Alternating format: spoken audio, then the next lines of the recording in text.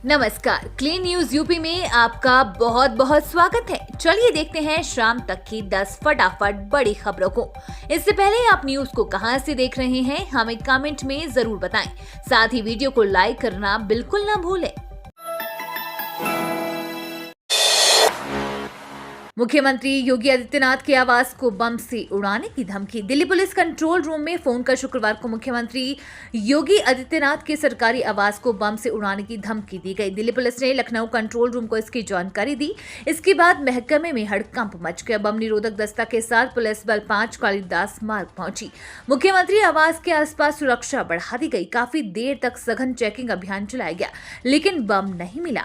DCP मध्य अपर्णा रजत कौशिक के मुताबिक दोपहर 2:30 बजे दिल्ली पुलिस के कंट्रोल रूम में किसी व्यक्ति ने फोन किया था। फोन करने वाले ने सीएम आवास के पास बम होने की सूचना दी।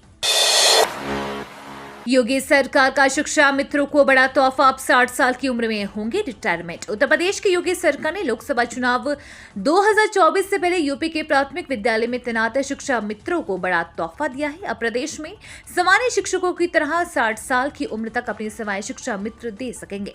प्रमुख सचिव बेसिक शिक्षा दीपक कुमार ने बताया कि शिक्षा मित्रों की संविदाधारित सेवाएं उनके 60 वर्ष की आयु होते ही खुद समाप्त हो जाएगी। उन्होंने कहा कि बेसिक शिक्षा परिषद के प्राथमिक विद्यालयों की संबंध में शिक्षा मित्र योजना क्रियान्वयन से संबंधित पूर्व में जारी शासनादेशों को इस सीमा तक संशोधित समझा जाए। बता दें कि सुप्रीम कोर्ट ने शिक्षा मित्रों का समायोजन रद्द होने के बाद योगी सरकार ने मानदेय बढ़ाने का फैसला लिया।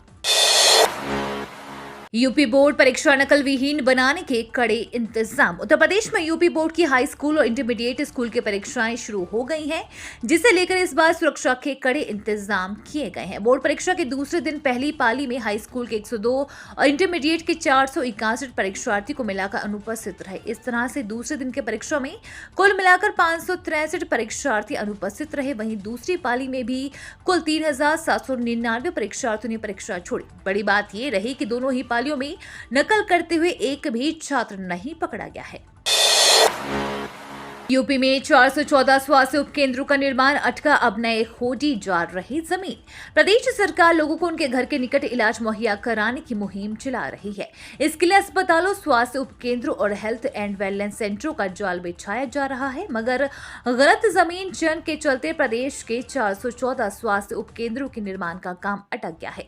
कार्यदायी संस्था ने इन्हें बनाने के लिए धनराशि मिलने के बाद भी निर्माण करने से हाथ खड़े कर दिए हैं। अब नए सिरे से इन उपकेंद्रों के लिए जमीन खोजी जाएगी। जिला स्तरीय अस्पतालों पर लोड घटाने और लोगों को सहूलियत देने के लिए राज्य सरकार स्वास्थ्य उपकेंद्र खोल रही है। यूपी में मिशन 80 को लेकर बीजेपी ने बनाया मेगा प्लान। अगले साल होने वाले लोकसभा चुनाव को लेकर देश के सबसे बड़े सूबे उत्तर प्रदेश में अभी से बिसात बिछना शुरू हो गया है। यूपी में सबसे ज्यादा 80 लोकसभा सीट आती है। ऐसे में बीजेपी की नजर यूपी पर है। बीजेपी ने प्रदेश में मिशन 80 का प्लान बनाया है। अगर बीजेपी इसमें सफल हो जाती है तो 2024 की राह एकदम आसान हो जाएगी। बीजेपी ने इसके लिए मास्टर प्लान तैयार किया है। भाजपा के मिशन 2024 का सफर आसान बनाने के लिए बीजेपी ने मंत्रियों को जमीन पर उतारने की रणनीति तैयार की है।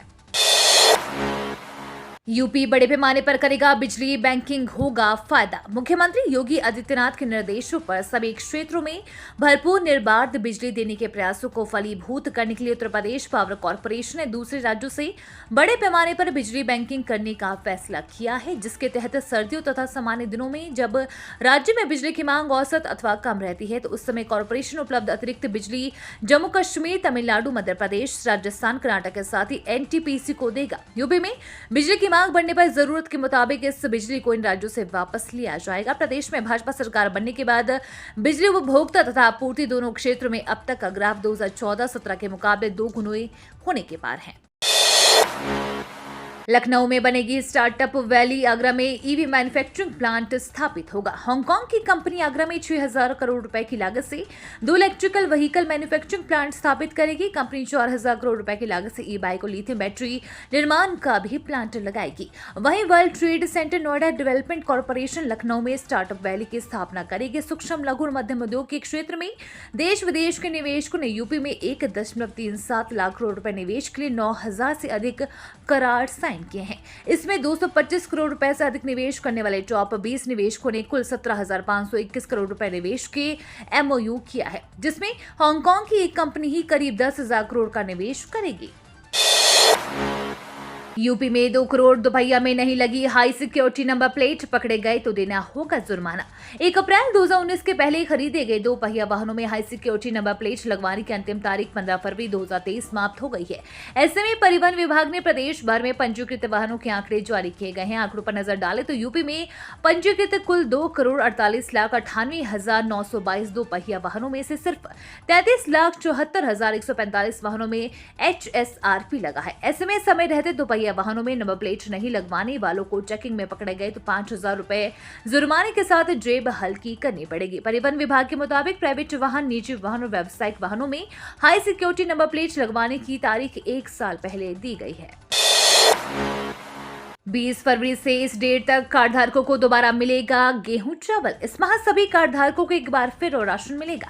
राशन का वितरण 20 फरवरी से शुरू होकर 28 फरवरी तक चलेगा। इसके साथ ही NFSA के तहत इस पूरे वर्ष कार्डधारकों को मिलने वाले निःशुल्क राशन का वितरण भी पटरी पर आ जाएगा। गरीब लाभार्थियों का आर्थिक बोझ कम करने के लिए केंद्र सरकार ने NFSA के तहत पूरे वर्ष निःशुल्क राशन वितरण की घोषणा की है। प्रदेश में राशन का वितरण देरी से चल रहा है, यानी जनवरी में लोगों को दिसंबर का राशन मिला था। इधर फरवरी माह में अभी तक जनवरी के निःशुल्क राशन का वितरण हुआ। अब सरकार ने फरवरी का निःशुल्क राशन वितरण का आदेश जारी कर दिया है।